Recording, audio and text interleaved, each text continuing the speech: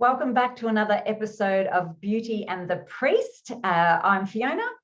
And I'm Jim. And today's episode, what we've decided to do is to talk about re-engaging with yourself and with others post-lockdown. So how to re-engage and do all those different things. How do you be all bubbly and effervescent and excited when it's exactly the opposite of how you feel at the time? Yeah. So Fiona, do you want to start talking about how that might be engaged? Yeah, well, I've noticed with a lot of people and even myself, it has been very hard to re-engage, and engagement being finding interest and satisfaction and fulfillment in whatever it is that you're doing. And you can be engaged in self, you can be engaged in your relationships, you can be engaged in your work, and you can be engaged in going out. And I'm finding that a lot of people are still very disengaged in all of those areas because of lockdown brain. And we might be out of lockdown. So we're coming to you from Melbourne after, I think, what was about 256, the world record of lockdown days. But regardless of where you are in the world, we've come out of the last couple of years and its challenges, but our brains haven't yet. Our brains are still, yes, exactly, because we've lost our interest in things, and a lot of things. Like in one of our previous videos, we talked about relationships taking a hit because of engagement in relationships and people looking at everything through a different lens because our negativity bias has strengthened. So we're kind of pointing out all the things that are wrong, but I'm finding that it's more exhausting going out. It's harder socializing. I'm finding it's taking a lot more energy, and I'm an extrovert, and ordinarily that's where I get my energy from. And it's a struggle. Yeah. What about you? Well, I think there's a balance to be met here, and it's the balance that I mean is balancing between recognizing that you do need to put yourself out there. There is that fact. You could just hermitize yourself, if that's such a word, and just lock yourself away and engage through technology with the rest of the world when you have to.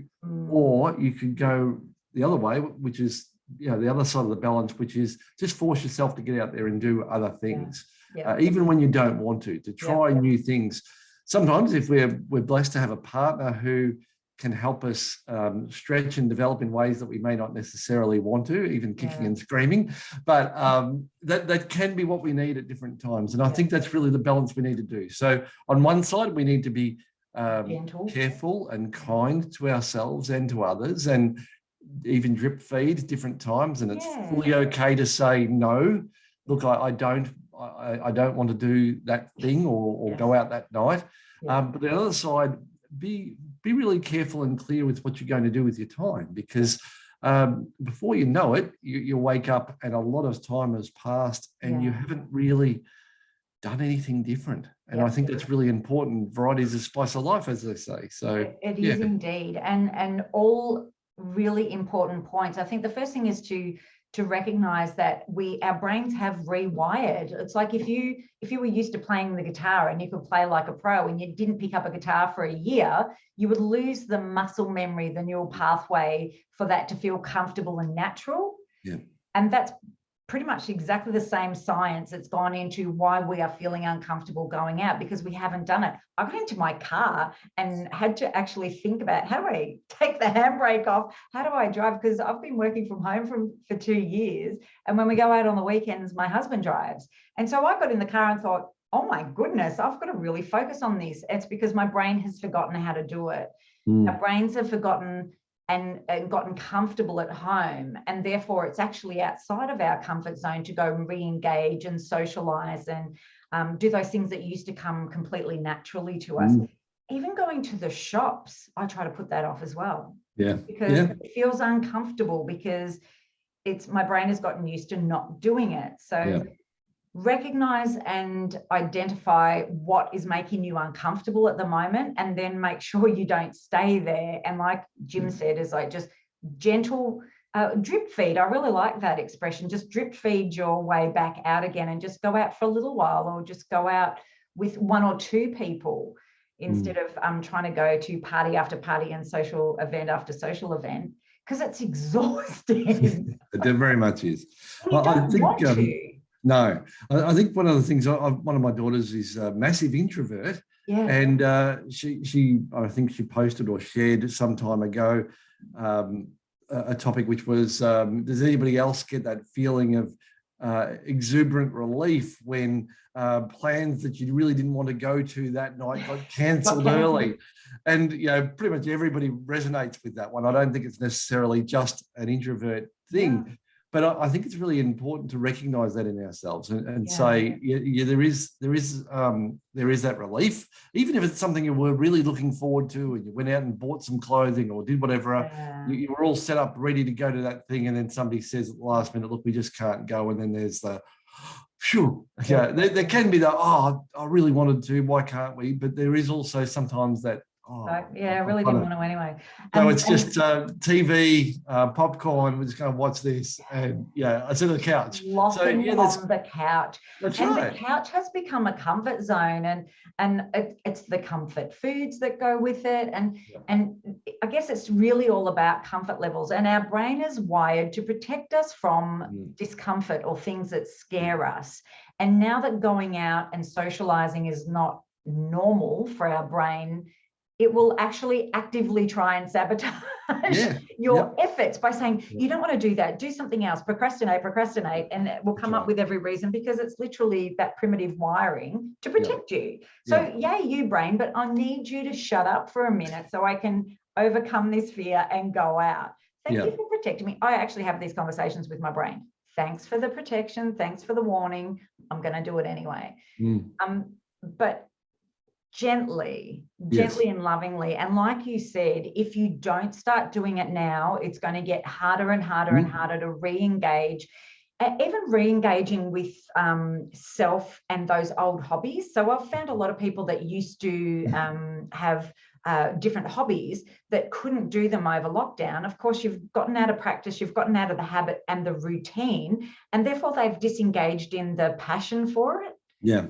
So it's a matter now that you've, first of all, ask yourself, do I still care about this? The chances are maybe no, but it's not because you don't care about it. It's just that you've stopped doing it. So it's just a matter of set yourself up to succeed by whatever your hobby is, prepare it. So say, for example, going out to the gym, get your gym clothes ready beside your bed. So you get in them first thing in the morning. You've already set yourself up to succeed. I've got one of my coaching clients who does paints models, like model things, and he said, I just have no interest in it anymore, and I used to love it. And I'm like, rightio, what you need to do is set up a little table, get everything all ready. So all you need to do is walk up, take the pain out of it. All you need to do is walk up to the table, sit down, and go, I'm just going to do 10 minutes of painting, and then walk away. Until your brain goes, no, stay here. I like it. And let's do more. But don't have it so you've got to unpack all the stuff and set it all up, because that's painful. So try and take the pain out of whatever it is you want to re-engage in to set yourself up to succeed. So that's one of the little tips of just finding your mojo back and your hobbies back again as well. I think one of the other things you can do is to really look at a reward to give yourself for doing that thing. Oh, good one. A little treat for yourself, and it may not necessarily sound needed or necessary, but it really is. Yes. You can as you said, you can talk to your own brain and you can talk yourself into doing things. I think it's really important to reward ourselves to do things that otherwise even before we used to do. So as you said before, if you were a really good guitar player and you just haven't really touched it or played a gig or done anything else like that you may have done before, get yourself to do that again, but give yourself a reward of something. And it doesn't necessarily have to be financial but ideally, I know we've spoken about this before, food. But or food. But I know we've spoken about the love languages before, but find your love language and treat yourself in that way. Yeah, that's really cool. In one way of doing it. And even just rewarding yourself in what you're telling yourself, and a well done, like well done you, and get the reward hormone dopamine, right? So you can get that through actual, physical rewards, but also through giving yourself, being your own cheerleader as well, going, well done, this felt really good. Reward yourself by reminding you how good it felt. I had to work at getting back into the gym again. And I would get up straight out of bed into my gym clothes. I've got my own gym set up, so it's not even like I have to go anywhere. I've got my own gym. And then just go, all you have to do is 20 minutes. And I would get into my 20 minutes, because that was a manageable chunk. I'd get into my 20 minutes and go, this feels really good. And I'd end up doing an hour. But you're not overcommitting to anything. So yeah, just do little bits, and then reward yourself, I think, is really good as well. Yeah. But what are some other things? So we've talked about like disengaging from our hobbies, disengagement from socializing. What other things have you found people have lost interest in, or? You name it, it's been everything. So unfortunately, there's been some really sad things over this time period of the last 2 years, as you've said. So relationships have ended, and no matter which way you look at that, if you were the person who instigated that relationship breakdown, or if you were the person who were just on the receiving end of, didn't even see it coming out of the blue type of thing, there is that time. So you've disengaged from one relationship. You've disengaged perhaps even from a workplace or a business, or how do you go with your business collapsed because it was not COVID proof in the best possible way? Like you didn't do it on purpose, it just happened. How do you re-engage again with life after such a tragedy like that? It can be significant, and you really do need to, as you said before, you need to treat yourself. You need to be kind to yourself. Gentle. And one thing is to find your passion. Find what it is you really want to do. Like you said before, one of your clients was interested in painting models. Last year, I found a thing called Book Nooks, which I had never heard of before, which was finding a way of relating to these things, to be able to build these little things that look like a book that fit within a bookcase, but it's actually a little world inside there. And it caused me a whole lot of delight. I figured out how to do it and how I was going to do it, especially for myself, and I gave them as gifts to people. And that was something to carry me through. I didn't know I could do it. I challenged myself and I did it, and I was really happy with the result. I think that's really important to do things. We've got to get ourselves back out there. We've got to get re-engaged. It's important. And maybe see it as an opportunity, because our mindset is everything, because your thoughts determine your feelings, and your feelings determine your actions. So if you want to change your actions in your life, you've got to change what you're thinking about. So thinking in terms of like seeing an opportunity instead of a problem, and saying, what's the opportunity in this? So for example, like you said, if your business has gone under because of the results of lockdown, where's the opportunity to reconnect with your passion, or to find something else, or to reinvent the old business, if that was something that you love doing, to reinvent new ways of doing it again, and resilience, like learning your own amazingness and your own resilience by going, you know what, I get knocked down, but I get up again, like that old song. And maybe just to take time out and take a step back and go, am I even doing what I loved? Was that what I loved? And is there something else that I could try? And we do go through different stages in life as well. And what might be your burning passion at one stage in life can very much change with another season. Like I started out a hairdresser, and everything that I lived and breathed, my passion from the time I was in early high school was just all about hair. I was going to have hairdressing salons everywhere, blah, blah, blah. When I got into my early 30s, I'm like, this is not floating my boat anymore. And I took a completely different turn into training and development, and just take a step back and go, is this worth re-engaging in, first of all? But I guess the tricky thing is it really that you don't love it anymore? Is it that you're not comfortable with it anymore because you haven't done it? So I think it's worth giving it a go to see if you can get that fire started for it again. And no big issue if you don't. For argument's sake, if you think, oh, look, I'll give this thing a go, and it doesn't really work out, okay, let's just move on. Try something else. There are so many things. I used to speak with people about this years ago, with the idea of finding things that might be interesting and doing those different things. And And my perspective on it, I used to get quite hot under the collar about it, because I'd say, look, we're in a first world country. We're in a country where you can just about do anything. And you'd have to try really hard to starve to death, because somebody will help you if you ask for help. Yeah. So there are any number of organisations out there who will try to keep you housed and warmed and all those different things. There's so much out there.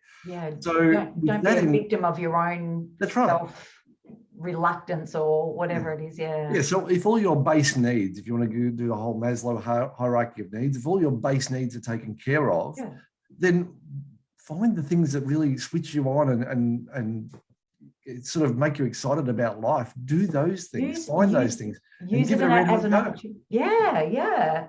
That's a really good point. Use it as an opportunity to either reinvent yourself or reconnect with yourself. I know a really good book if you're looking to reconnect with your identity. Enter Shameless Self-Promotion of book. But if you have lost your identity, there's a really great book for you. It's got all the self-assessment to re-engage with your values, your gifts, your skills, your personality style, and just be able to take a step back and go, yeah, I forgot about that. Like, what are your passions? What are your other attributes that make you you?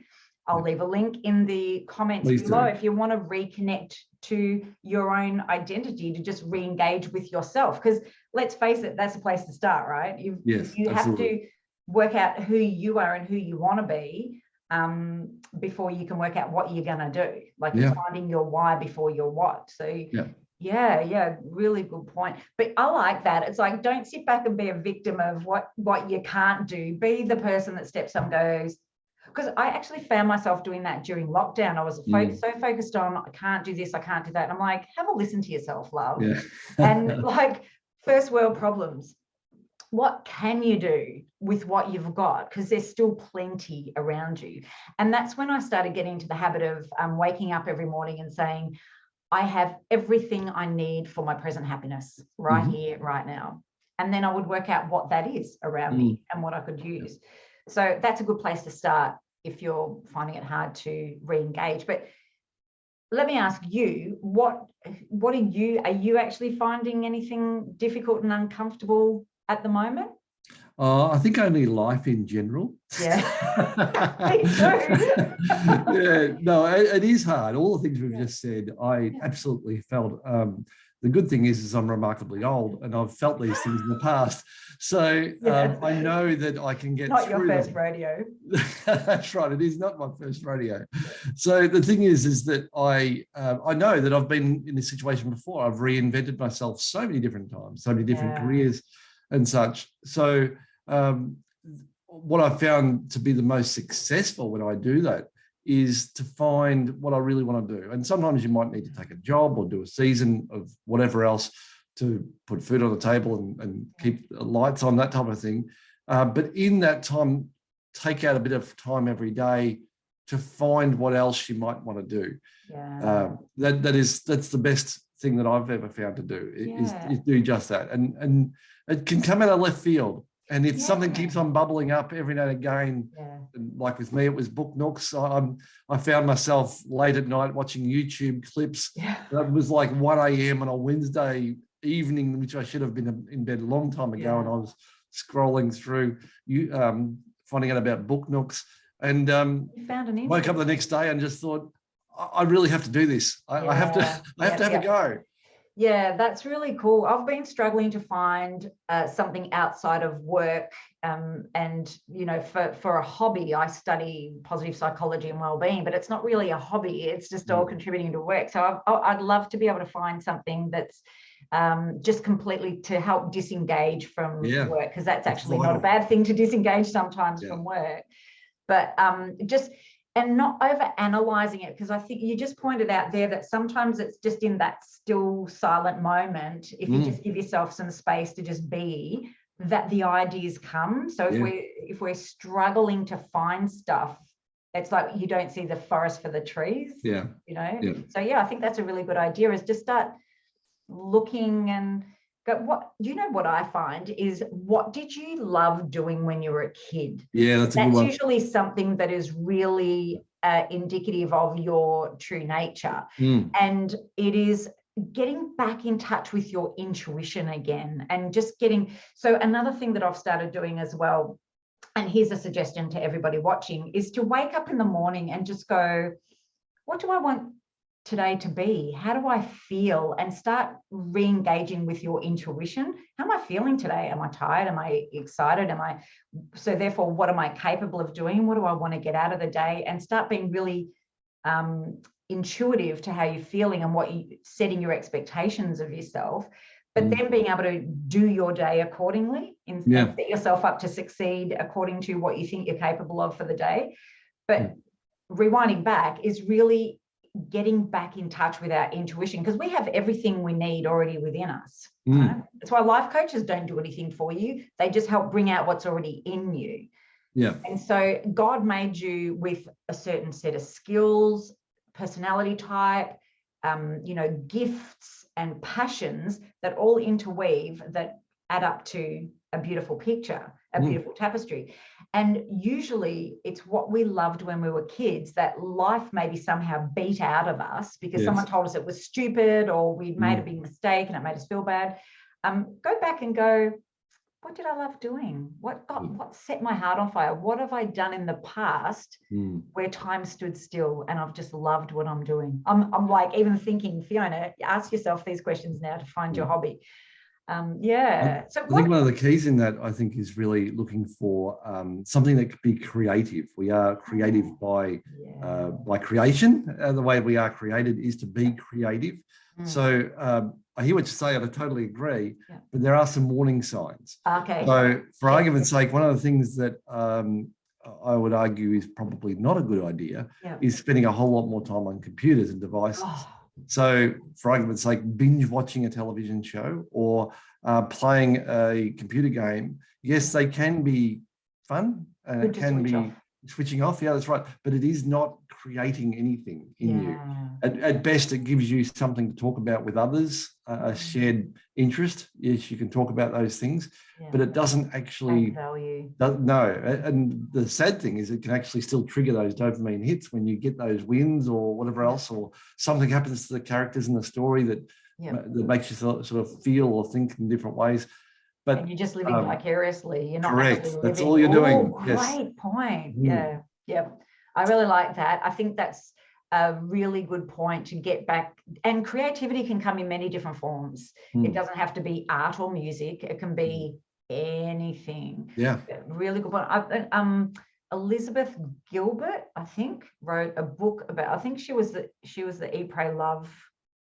She's got a book called something about finding your creativity. I'll leave a link to that as well. I found that really interesting about just the way she looks at creativity and the broader side of creativity, and the fact exactly what you just said is that we are creative beings.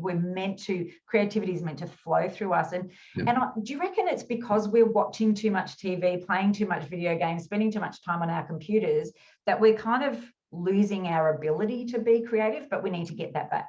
Yeah, well, I'm not a psychologist in that area. That's not something I would know, but my gut feeling is that's very correct. Yeah.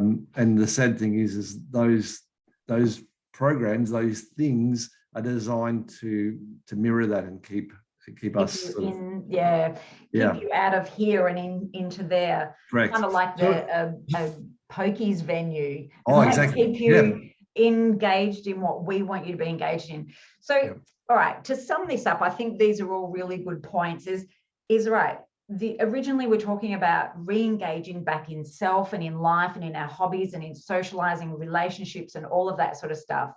We've come up with a few really great points. Is one, get back in touch with yourself first and re-engage with yourself, re-engage with your intuition, and get to know very intimately your passions, your gifts, your personality, what you love, how you feel about things, all that sort of stuff. Switch off the screens and I reckon reading is really good though as an escape, but maybe something different to watching TV. But and like you pointed out, Jim, is to just take gentle steps back into it and treat yourself. Be okay, and be okay. Know that getting back out there might be very exhausting to start off with, so make sure you've got some space in between the things that you're doing to just go, wow, Okay, like they call it the third space. Like Dr. Adam Fraser calls that the third space in between the activities and the tasks and the stuff to just allow yourself to be.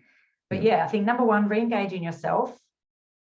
Take gentle steps to get back out there to engage with people and socialize again, gently. And if you're an introvert, even more gently. Yes. And just take those baby steps to push yourself out of the comfort zone and start finding a hobby. Like you said, Jim, is just find something creative. Yeah. Re-engage yourself. Find ways to do that. But find ways that are creative ways, not just placebo ways or vicarious ways. I'm actually going to use that as a thank you. You've just coached me. So I hope you all got something out of that. I sure did.